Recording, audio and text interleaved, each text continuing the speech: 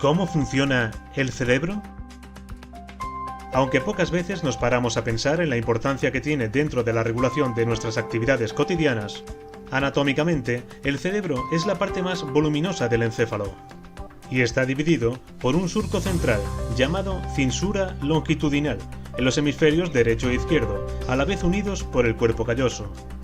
La superficie de cada hemisferio presenta un conjunto de pliegues que forman una serie de depresiones irregulares, son los surcos o cisuras. La disposición que adoptan estos surcos nunca es igual entre los cerebros de diferentes personas, y también adoptan disposiciones distintas en ambos lados de un mismo encéfalo. Cada hemisferio cerebral se divide en 4 lóbulos: el frontal, el parietal, el temporal y el occipital. En general, los 4 primeros lóbulos se sitúan debajo de los huesos, que llevan el mismo nombre.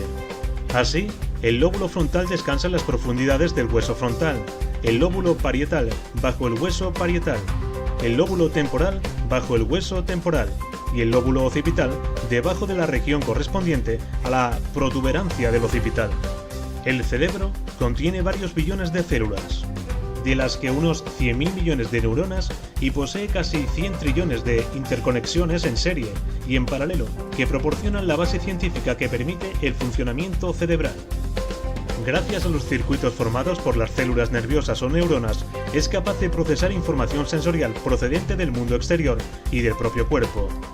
El cerebro desempeña funciones sensoriales, funciones motoras y funciones de integración, menos definidas asociadas con diversas actividades mentales.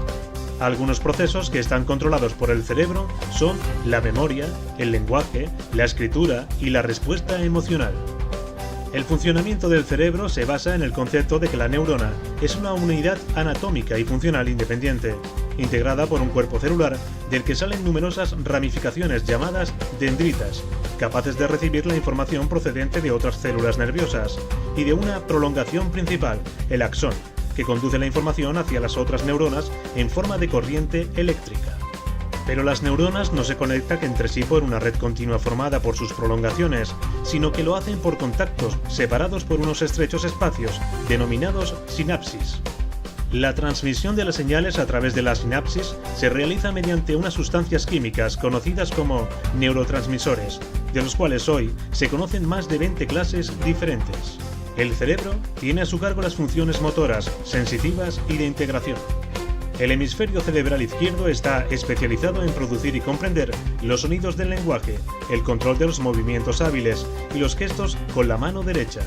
El hemisferio derecho está especializado en la percepción de los sonidos no relacionados con el lenguaje, música, llanto, en la percepción táctil y en la localización espacial de los objetos. Hoy en día, se sabe que en el lóbulo occipital se reciben y analizan las informaciones visuales. En los lóbulos temporales se gobiernan ciertas sensaciones visuales y auditivas.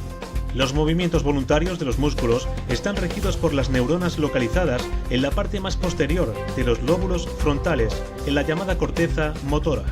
Los lóbulos frontales están relacionados también con el lenguaje, la inteligencia y la personalidad, si bien se desconocen funciones específicas en este área.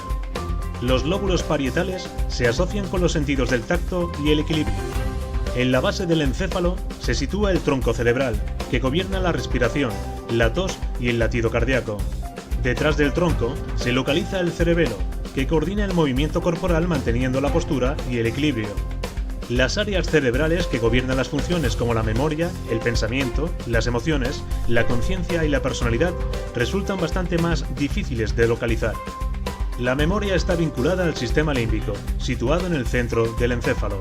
Por lo que respecta a las emociones, se sabe que el hipocampo controla la sed, el hambre, la agresión y las emociones en general.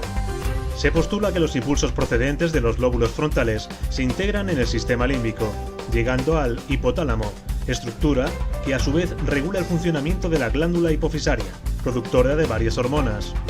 Es en el córtex donde se integran las capacidades cognitivas, donde se encuentra nuestra capacidad de ser conscientes, de establecer relaciones y de hacer razonamientos complejos. Lo que llamamos sustancia gris es una pequeña capa que recubre el resto del cerebro.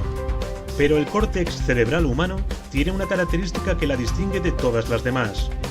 Tiene numerosos pliegues. Esto aumenta notablemente su superficie. Si la extendiéramos ocuparía el área equivalente a 4 folios. En comparación, la de un chimpancé solo sería de un folio, la de la mona ocuparía como una tarjeta postal y la de la rata de un sello de correos.